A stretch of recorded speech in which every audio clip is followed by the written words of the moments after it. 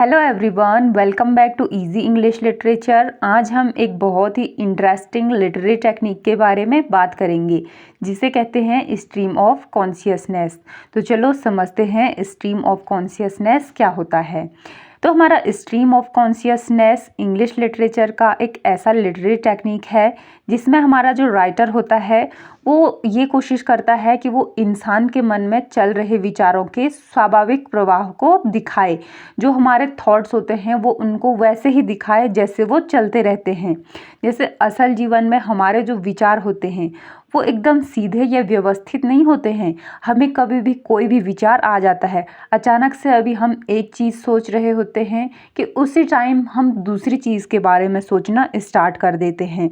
तो हमारा जो राइटर होता है वो जब इस टेक्निक का यूज़ करता है तो इंसान की प्राकृतिक सोच, जो उसके नेचुरली जो उसके थॉट हैं उनको दिखाने की कोशिश करते हैं।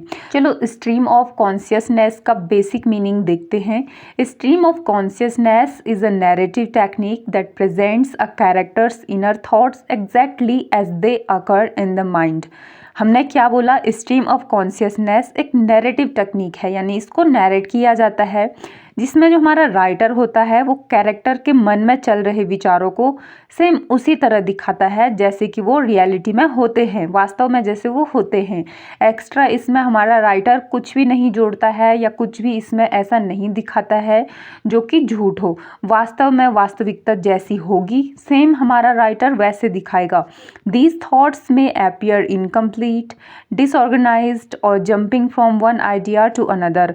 तो इसमें क्या होता है, विचार कभी कभी अधूरे होते हैं, कभी बिखरे हुए होते हैं, अनऑर्गेनाइज्ड होते हैं, और कभी अचानक एक विचार से दूसरे विचार पे चले जाते हैं। तो इस प्रकार से हमारा राइटर कैरेक्टर के थॉट्स को दिखाता है। It feels like we are inside the character's mind, और ऐसा लगता है जैसे हम सीधे उस पात्र के यानी कि उस कैरेक्टर के मन के अंदर पहुंच गए हों।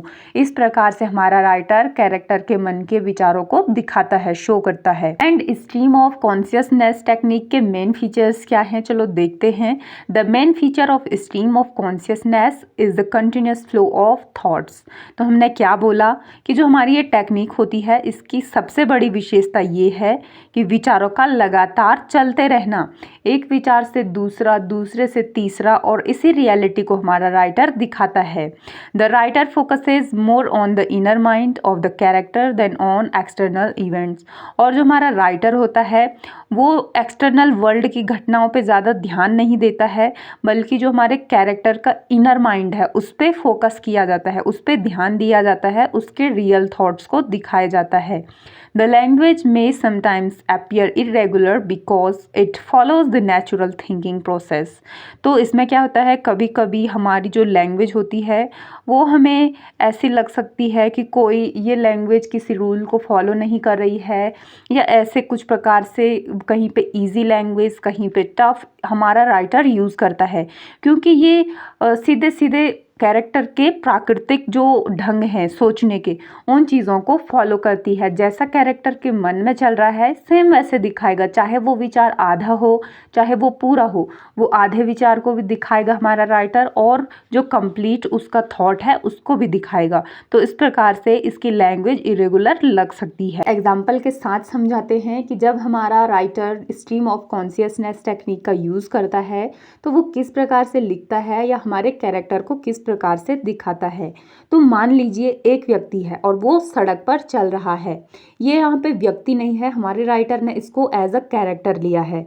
तो अचानक उससे सोच आने लगती है। ये हमारा ह्यूमन बिहेवियर होता है कि हम हमेशा सोचते रहते हैं, और वो सड़क पे चल रहा है, अचानक उसे अपना बचपन याद आने लगता है, फिर उसको अपने स्कूल की याद आती है, फिर उसको अपने पुराने दोस्त की याद आती है, और फिर उसको कोई पुराना गाना याद आने लगता है, या उसको कोई पुरानी बातें याद आने लगती है। तो जब वो इस प्रकार से दिखाता है तो वो एक याद से दूसरी पे, दूसरी से तीसरी पे, और इस प्रकार से उसके जो विचार हैं, जो उसके थॉट्स हैं, उसका प्रवाह चलते रहता है।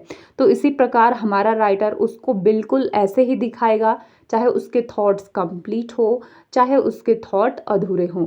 तो जब हमारा राइटर इस प्रकार से दिखाएगा तो इसे ही हम बोलते हैं स्ट्रीम ऑफ कॉन्शियसनेस टेक्निक। बहुत सारे मॉडर्न राइटर्स जो होते हैं उन्होंने अपने वर्क्स में, अपनी नॉवेल्स में इस टेक्निक का यूज़ किया हुआ है, जैसे वर्जीनिया वुल्फ। इनके बहुत सारे वर्क्स ऐसे हैं जिसमें इन्होंने स्ट्रीम ऑफ कॉन्शियसनेस का यूज़ किया हुआ है। और जेम्स जॉयस, तो इस टेक्निक के माध्यम से ये मनुष्य के मन और उसकी जो मनोवैज्ञानिक सोच है, उसकी जो इनर साइकोलॉजी है और उसका माइंड है, उसको समझने का प्रयास करते हैं। तो ये होता है हमारा स्ट्रीम ऑफ कॉन्शियसनेस। एंड इसका क्या इम्पोर्टेंस होता है, तो स्ट्रीम ऑफ कॉन्शियसनेस ने कहानी लिखने के जो पारंपरिक तरीके हैं, जो पुराने तरीके हैं, उनको बदल दिया। अब लेखक सिर्फ इवेंट्स पे ध्यान नहीं देते हैं, बल्कि कैरेक्टर के जो माइंड हैं, जो उसके इनर थॉट्स हैं, उनको भी दिखाने लगते हैं इस टेक्निक के थ्रू। तो ये लिटरेचर और जो हमारा ह्यूमन माइंड होता है उसको समझने में बहुत ज़्यादा हेल्प करता है, बहुत डीपली समझता है ये ह्यूमन साइकोलॉजी को। तो फ्रेंड्स, यही था हमारा स्ट्रीम ऑफ कॉन्शियसनेस टेक्निक। चलो इसको एक बार कंक्लूड कर लेते हैं। Stream of consciousness is a technique that represent the natural flow of thoughts in the human mind. तो स्ट्रीम ऑफ कॉन्शियसनेस हमारी ऐसी टेक्निक है जो कि मनुष्य के विचारों में जो प्राकृतिक उसकी जो सोच है उसके प्रवाह को दिखाती है। It makes readers feel closer to the character's inner world. और ये एक रीडर को उस कैरेक्टर के मन के और करीब ले जाती है, क्योंकि इसमें कैरेक्टर को सेम दिखाया जाता है जैसा है, तो कई सारे लोग उसकी सोच से जो है रिलेट करते हैं। तो यही था हमारा स्ट्रीम ऑफ कॉन्शियसनेस।